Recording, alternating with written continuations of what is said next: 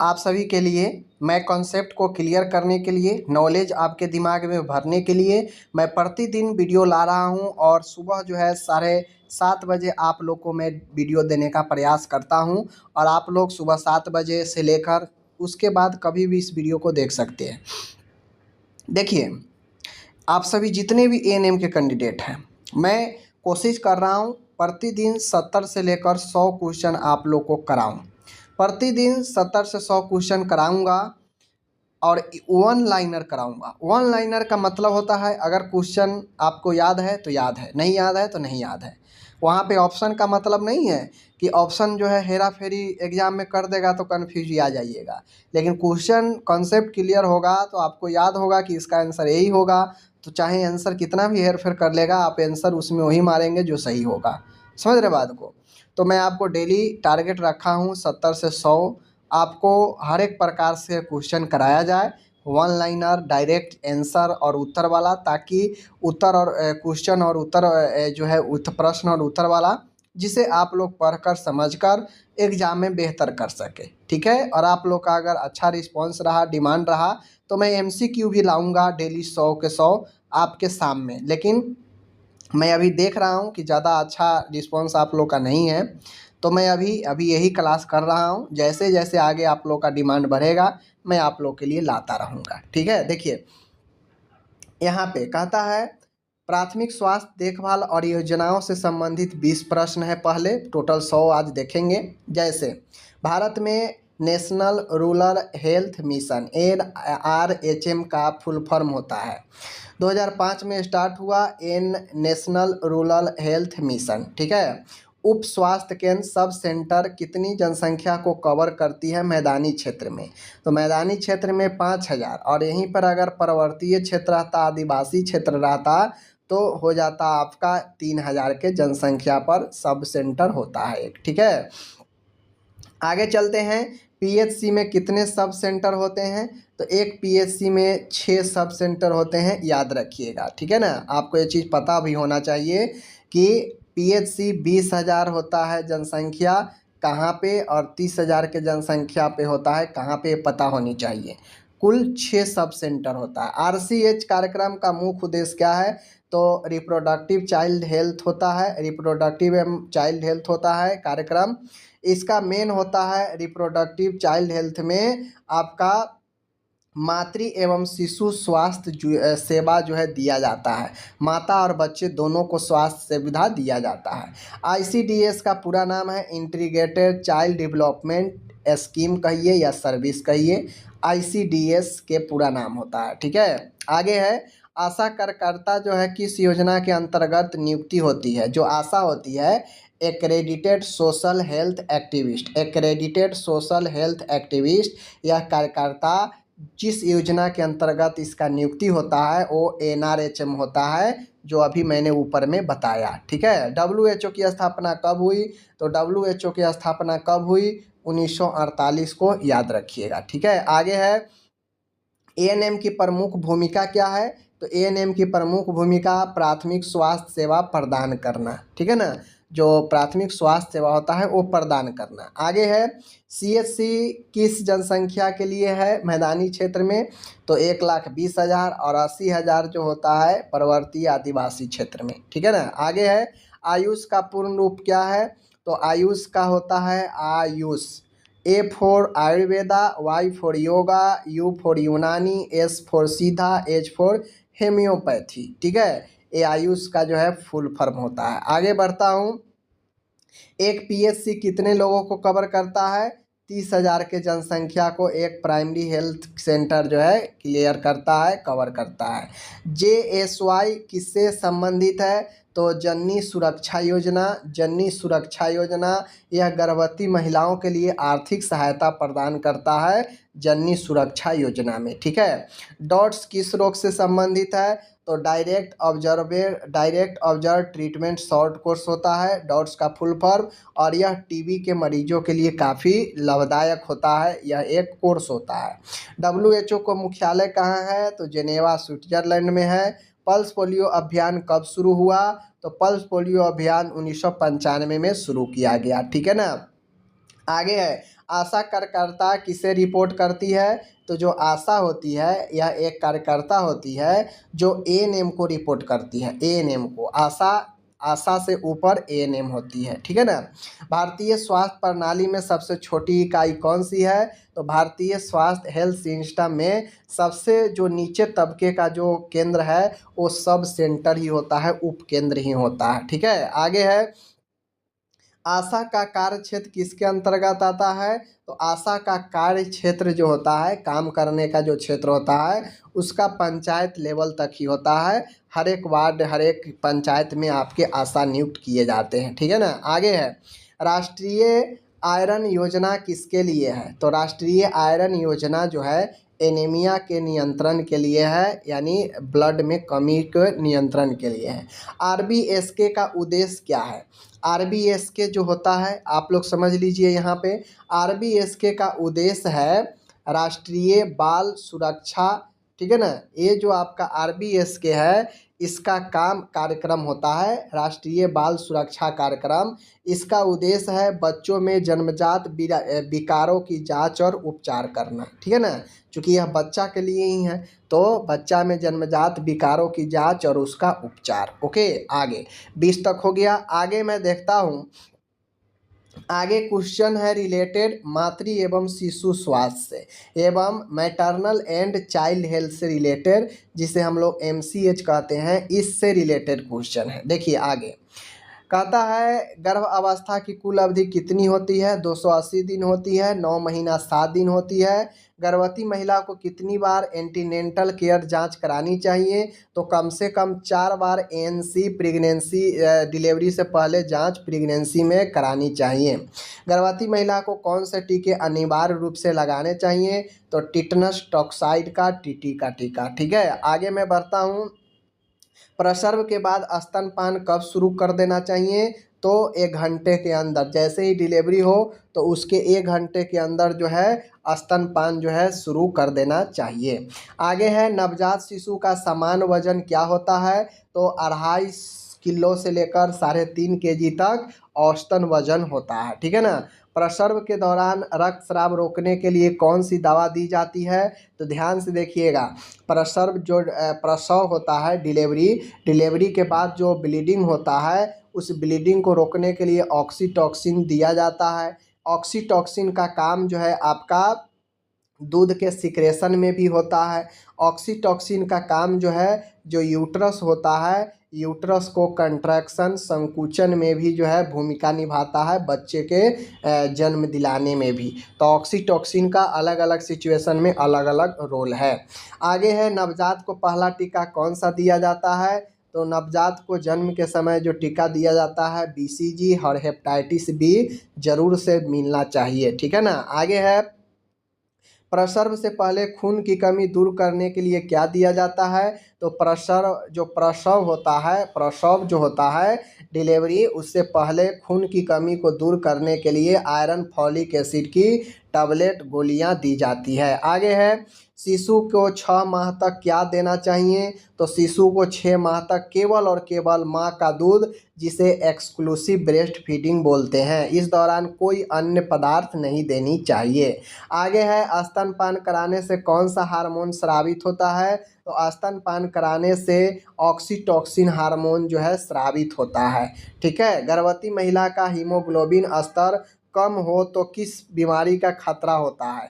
तो गर्भवती महिला के अगर हीमोग्लोबिन लेवल कम हो तो एनीमिया होता है। चाहे किसी में भी अगर हीमोग्लोबिन स्तर कमेगा तो एनीमिया ही होगा, जिसे रक्ताल्पता कहते हैं। समझ रहे बात को? और यह 11 से कम होता है तो यह जो है एनीमिया के श्रेणी में आ जाता है प्रेगनेंसी में। नवजात की श्वसन दर सामान्यतः क्या होता है? तो सामान्यतः श्वसन दर की बात कर रहा है, ठीक है ना। सामान्यतः नवजात की श्वसन दर 30 से 60 प्रति मिनट होता है, जो कि बच्चे में बढ़ा हुआ ही होता है। आगे है, टीटी का इंजेक्शन कितने अंतराल पर दिए जाते हैं? तो टीटी का इंजेक्शन पहला और दूसरा 1 माह के अंतर पर। पहला अगर दे चुके हैं तो दूसरा देने के लिए 1 महीने का अंतर होनी चाहिए, ठीक है। आगे मैं बढ़ता हूँ, गर्भ अवस्था की पुष्टि किस टेस्ट से की जाती है? तो ह्यूमन कोरियोनिक गोनाडोट्रोपिन टेस्ट होता है, जिसे HCG टेस्ट कहते हैं। यह HCG टेस्ट बताता है प्रेगनेंसी को, कन्फर्मेशन को बताता है। ओके, आगे है फॉलिक एसिड किस विकास में सहायक है। फॉलिक एसिड किस विकास में सहायक है? तो फॉलिक एसिड क्या करता है, भ्रूण के ब्रेन को, स्पाइनल के हड्डी को विकास में भूमिका निभाता है। समझ लीजिए, फॉलिक एसिड क्या करता है आपको, या भ्रूण के ब्रेन और साथ में रीढ़ की हड्डी, स्पाइनल के बोन को विकास करता है। ठीक है, आगे है मीजल्स का टीका कब दिया जाता है? तो मीजल्स जिसे खसरा कहते हैं 9 महीने पर दिया जाता है। समझ गए।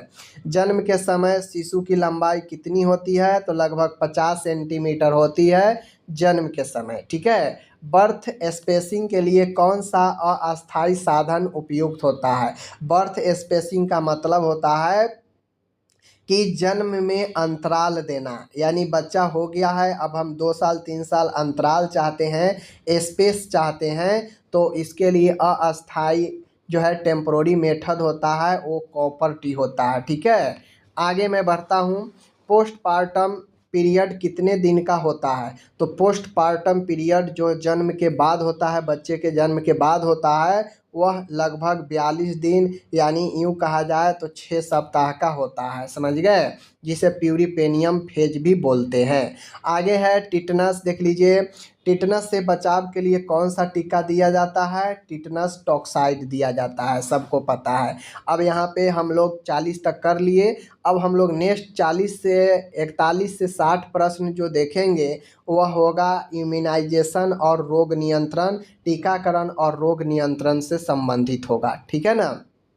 आगे है एकदम टॉप ग्रेड के, अगर आप डेली वीडियो को देखते हैं तो एक दिन में एकदम 30 से 35 या 25 मिनट में मैं आपको 100 क्वेश्चन करा दूंगा कम समय में। और यह वीडियो को आप देखेंगे तो समझ जाइए ज़बरदस्त तरीके से आपकी तैयारी होगा, MCQ से कुछ होने वाला नहीं है। समझ लीजिए, BCG टीका किससे बचाव करता है? BCG क्षय रोग से बचाता है। BCG जन्म के समय दिया जाता है तो 0.05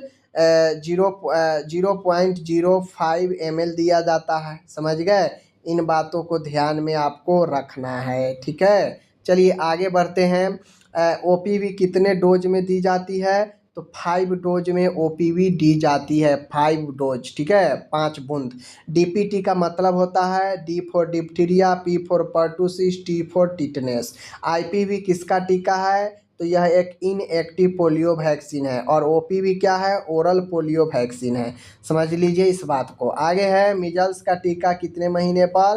तो 9 महीने पर दिया जाता है। वैक्सीन को हम कितने टेम्परेचर पर स्टोरेज करके रख सकते हैं?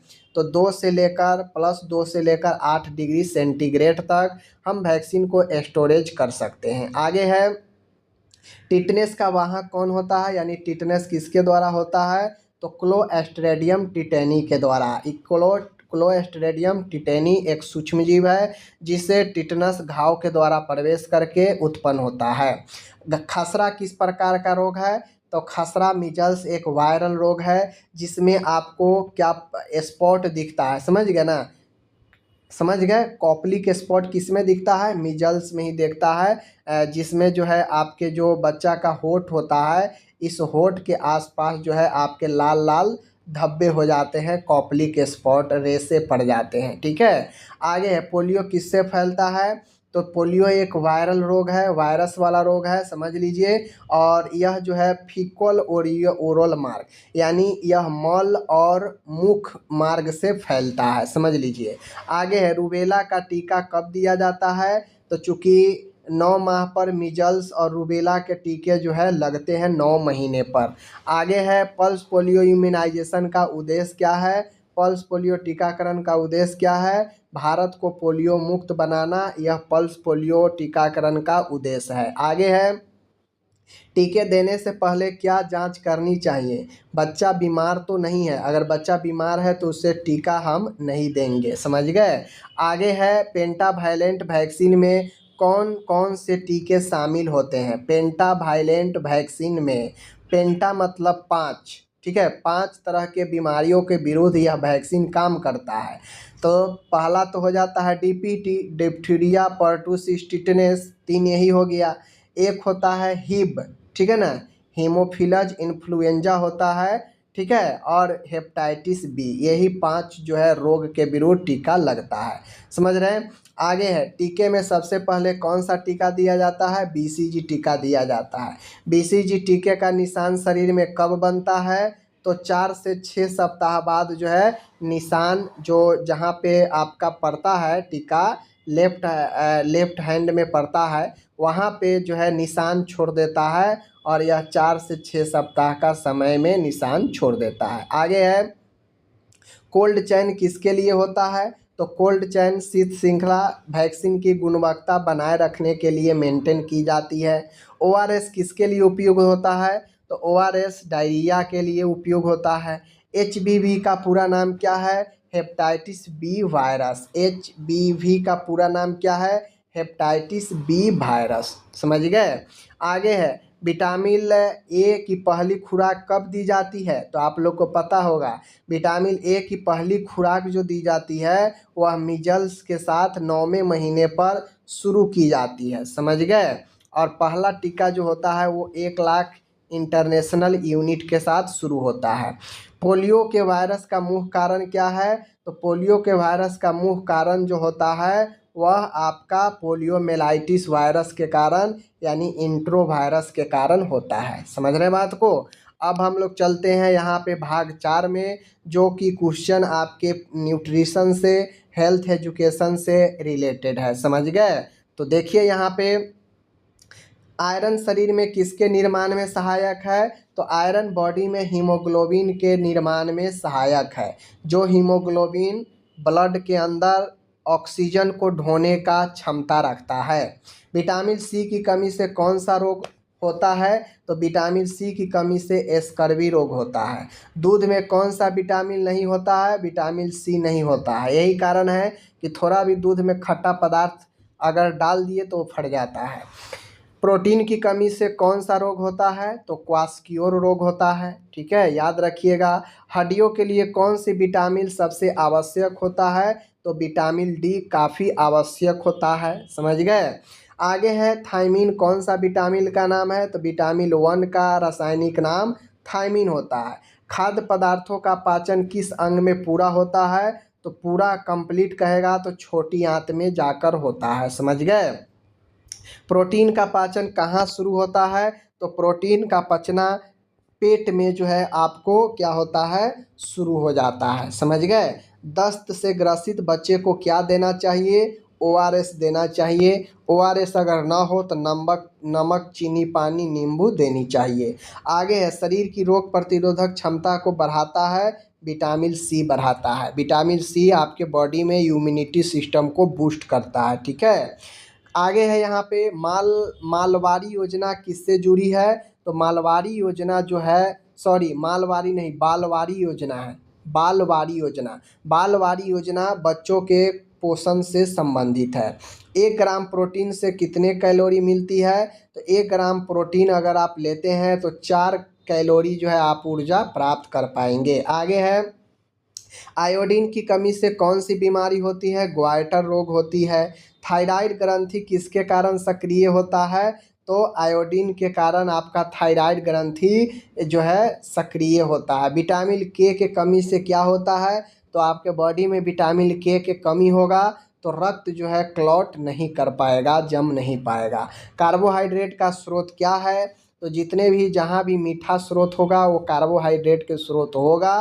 तो चावल, आलू, आटा, ये सब थोड़ा न थोड़ा जो है इसमें मीठापन होता है, इसलिए कार्बोहाइड्रेट का रूप होगा।